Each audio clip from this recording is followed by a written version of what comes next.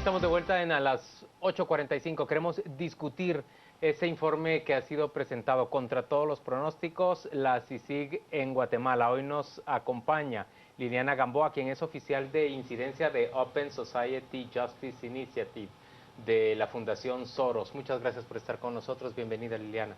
Y está con nosotros también Alejandro Valdizón, abogado, amplio conocedor del tema y del funcionamiento de la CICIG. Vía Skype está con nosotros Steven Dudley. Él es director de Inside Crime, la plataforma de investigación que hace no solo reportajes constantes, sino además análisis sobre la marcha de la justicia y el crimen en toda la región latinoamericana, pero concentrado sobre todo en México y Mesoamérica. Gracias, Steven, por acompañarnos también. Arrancamos con la primera pregunta de Claudia. Sí, quiero aprovechar que Steven nos acompaña desde Washington, D.C.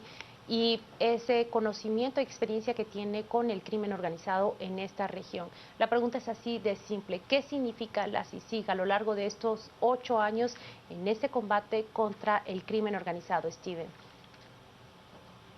Eh, bueno, es una pregunta muy amplia, ¿no? ¿Qué significa la CICIG? Pero más que todo lo que significa para muchos guatemaltecos ha sido un cambio de rumbo de la justicia guatemalteca. Yo creo que desde que llegó la CICIG, pues que no ha sido rápido, pero sí ha sido contundente los cambios a lo largo de los 8 o 9 años que llevan ahí, y que realmente estamos hablando de cambios dentro de la ley, cambios en la forma en que investigan, que hacen las investigaciones, cambios en los resultados.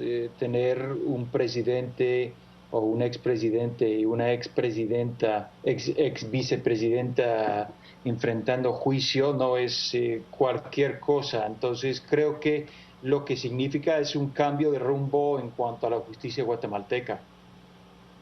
Liliana, ¿y es eso exactamente lo que se colige del informe que se presenta? ¿Es un cambio, un rompimiento de la impunidad en Guatemala?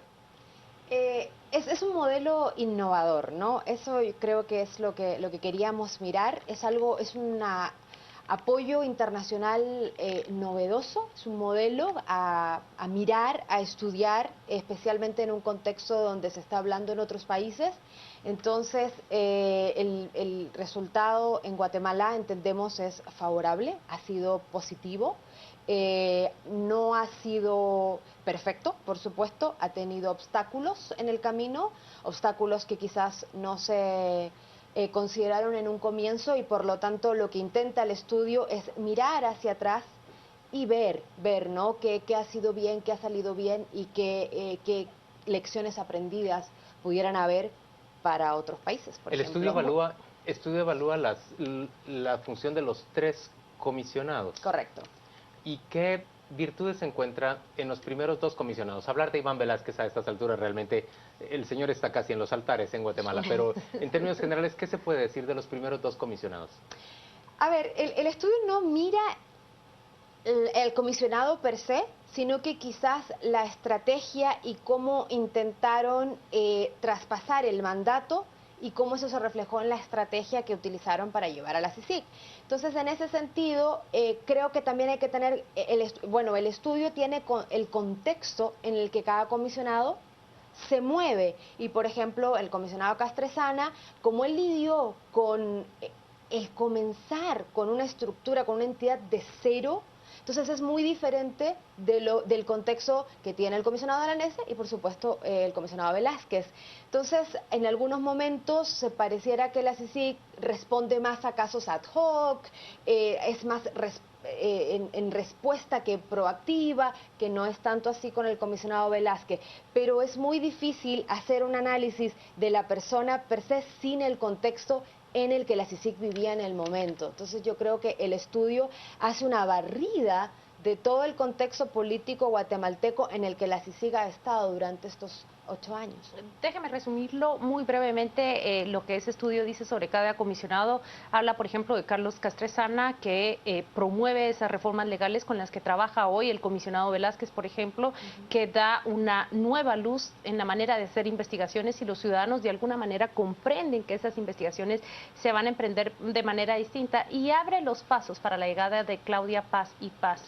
Del comisionado Francisco Dalanese resaltan, por ejemplo, que mueve los reflectores que tenía Carlos Castresana en su persona y que el informe lo resalta muy bien, que aprovecha todos esos reflectores y que en cambio se los traslada al Ministerio Público. Los rebalones con el juicio por genocidio son los que provocan su salida. Pero ¿cuál es esa apreciación que se hace desde los penalistas locales muy rápidamente de esas tres administraciones? Bueno, pues el informe evidentemente va en esa línea, ¿verdad? Trata en cierta medida incluso de como trazar una ruta de cómo podría implementarse un modelo similar en otros países, lecciones que se pueden aprender. Entonces, por ejemplo, habla mucho de que en estos diferentes contextos se fue también avanzando en la aprobación de ciertas leyes paralelas que van de la mano también para el fortalecimiento a la justicia y del combate a la criminalidad. Entonces eso me pareció interesante. Desde mi óptica muy particular,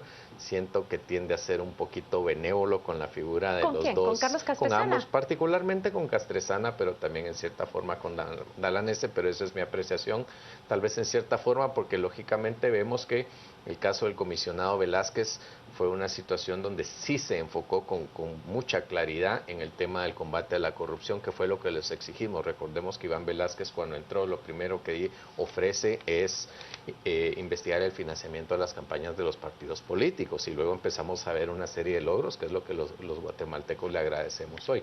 Pero independientemente de eso, yo creo que pues hubo avances y lógicamente independientemente de esas sutilezas o diferencias que podamos tener o de la personalidad de los diferentes actores, creo que un tema que sí es importante es al final la figura y la persona del comisionado a cargo. Para mí que sí es un tema fundamental que sí incide, que es una lección valiosa que aprender, ¿verdad? Es decir, desde un punto de vista institucional no podemos depender exclusivamente o estrictamente de la figura o la persona que están en el momento, porque podríamos volver a caer en otro tipo de riesgos en un futuro, ¿verdad? Independientemente de que sea un comisionado de la CICIG o que sea un fiscal del Ministerio Público. Stephen Dudley, seguramente a muchos otros países de la región les serviría una CICIG, una Comisión Internacional contra la Impunidad, pero ¿hay alguno que realmente estaría dispuesto a aceptar una CICIG? Yo no sé si ahorita, después de lo que ha pasado con Otto Pérez Molina y Roxana Valdetti, estarían dispuestos las élites políticas de esos países a aceptar una comisión internacional así de tal índole como la CICIG, pero hemos visto que Honduras aceptó una CICIG, se puede decir una CICIG light en cuanto a lo que se llama, allá por lo menos se llama la MAXI, la misión de la OEA que tienen allá ya funcionando, aunque falta dinero parece, pero ya funcionando, ya agarrando casos. Creo que hay otros estilos de CICIG Light, intentos, por ejemplo, la comisión que investigó lo que pasó con los estudiantes desaparecidos en México, y otros que existen, posibilidades de intervención internacional en cuanto a la justicia. Y creo que de eso se trata, no hay un modelo único, porque todos estos países tienen retos distintos y eso se ha visto. Por ejemplo, pues el mandato de la CICIG era alrededor de una figura de crimen organizado que tal vez en otros países no existe. Entonces creo que cada uno de esos países pueden tener una intervención positiva en cuanto a la justicia, pero falta ver si van a aceptarlo. Pero quiero aprovechar que Steven trae a la mesa y menciona las élites económicas. Ya vimos que 2015 toca a la élite política. Y en 2016 lo que empezamos a ver con los casos que está llevando CICIG y Ministerio Público hacia la justicia es que empieza a tocar la esfera de las élites económicas. Steven, voy a parafrasear parte del estudio que se ha adelantado ya, que Inside Crime conduce y que dice: las élites económicas, políticas y sociales han confluido y han desarrollado sus actividades al lado o desde dentro del crimen organizado. ¿Qué tratas de decir con esto? Y la pregunta es, ¿ese es el gran reto de esas superfiscalías que deben de instalarse en estos países?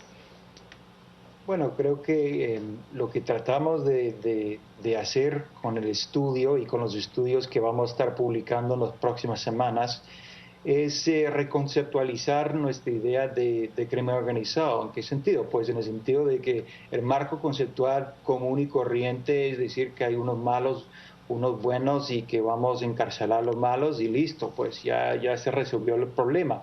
Pero lo que nosotros vemos en todos los países que nosotros estudiamos e investigamos crimen organizado es que realmente el crimen organizado nace de una sociedad y esa sociedad tiene muchas redes y dentro de esas redes son redes que involucran élites. Élites, nosotros decimos élites económicas, élites políticas, lo que llamamos élites burocráticas, que son las élites que tienen su base de poder dentro del Estado mismo, y élites sociales. Entonces, nosotros tenemos que ver que el crimen organizado es parte de la sociedad, es parte del desarrollo de todos los países, no solamente los países en Centroamérica, sino también Estados Unidos y otros. Yo crecí en Chicago, donde hubo crimen organizado por todos lados, y nosotros simplemente convivimos con eso. Y aceptamos eso como parte de nuestra vida. Yo creo que es muy parecido en estos países, se nota de una manera tal vez más brusca, pero existe. Y eso es lo que hemos visto, por ejemplo, el caso de Rosenthal, de Jaime Rosenthal en Honduras, y vamos a ver en otros casos, otros patrones que hemos visto que tienen que ver con alcaldes que tienen relaciones muy estrechos con los mismos grupos de crimen organizado, y más ejemplos de ese índole, ¿no? En cuanto a la CICIG, nosotros estábamos evaluando hasta qué punto ciertas élites estaban intentando influenciar, sobre todo en la época de Carlos Castresana, y a ver hasta qué punto podíamos determinar si influenció las decisiones del mismo comisionado. Como bien mencionó ahorita uno de los panelistas, la idea del comisionado o sea, es fundamental entender el comisionado para entender la CICIG, y los movimientos del comisionado es el que lleva la CICIG. Entonces, nosotros intentamos evaluar dentro de esa perspectiva, pues, cómo influenciaron las élites varias en Guatemala el trabajo del Castresana. Dos preguntas rápidamente, una para Alejandro y la siguiente es para Liliana.